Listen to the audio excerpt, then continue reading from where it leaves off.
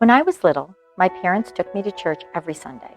I was sent to a Catholic school where morning prayer and the teaching of the Ten Commandments were part of our everyday routine. I was taught that the principles of Christianity were the guidelines I should live by. At home, my parents made mealtime prayer a part of my happy childhood. I was taught I was never alone. However, as I got older, I started to drift from those childhood roots. I realized I was just going through the motions. I started questioning half of what I had been taught, and I wasn't getting much out of it. With this realization, and when I moved to college, I abandoned my faith and my religious practice, and with it, my spirituality. As a young woman brought up in a city that invented the McDonald's Filet-O-Fish specifically for Catholics during Lent, organized religion and spirituality went hand in hand. And for me, I didn't understand exactly what they could do for me or what I could get out of it. I kind of lost my way and forgot about those happy memories. It wasn't until later that I realized I didn't have to be that way. What is spirituality exactly? Well, it's a personal journey for every individual, and there is no one-size-fits-all. It's different for everyone. But in general, it's the relationship people have with themselves and the world in regards to their soul. It is the root belief that there is some sort of higher power, God, and that your soul is connected to Him. To cultivate your spirituality, independent of the religion you believe in, is to be fed and become self-aware.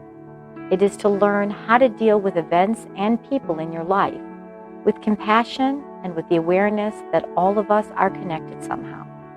We each have this kind of spiritual relationship with ourselves and the world, whether we know it or not. And being Catholic, it really all made perfect sense to me.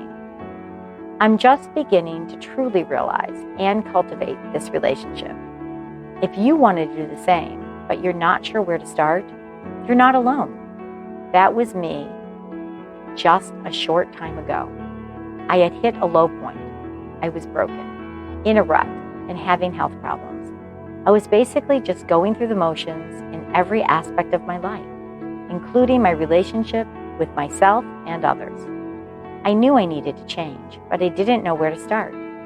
If you find yourself in a similar spot, this is what I did that led me to the spiritual path again, and to find my faith in God and, quite frankly, in myself.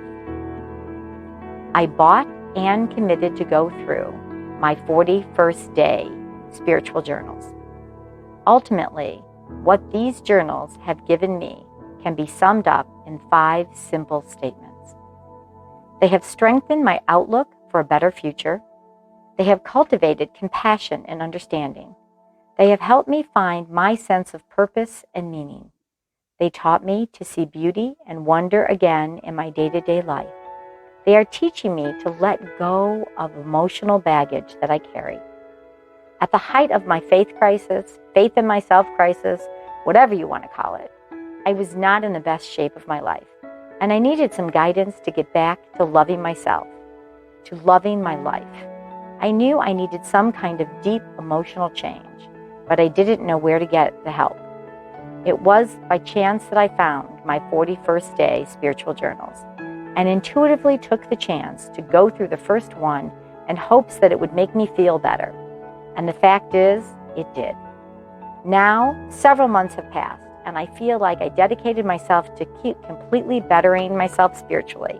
I can look around with more clarity and objectively see that there aren't many self-help guides like these, where you actively take part in transforming yourself for the better. How have these journals helped? Specifically, you ask? These are spiritual self-help journals. There are 9 in the series, which is expected to last a year. Each journal is dedicated to a particular virtue. The goal of this tool is to spend 41 days rooting out obstacles, vices, and developing sound, practical habits to ensure lasting change in problem areas where we want to see improvement. These journals are spiritual in nature. so they rely on prayer and accountability to achieve lasting change. Each journal is a stepping stone preparing for the next journal. If you spend a year and complete the 9-volume series, you are uniquely prepared for your lifelong spiritual journey. The 9 virtues contemplated by these journals are prudence, justice, fortitude, temperance, chastity, faith, hope, and charity. They have helped me take control of my inner life and make change happen with my own hands at my own pace. Through the wisdom and guidance contained in these pages, I have come to improve my outlook on my life and situation, and have helped me to be happier and content with the person I am and the person I am becoming. I urge every Christian to give it a shot, because it may well be the trigger for the long-lost connection to your spiritual faith, just like it was with mine.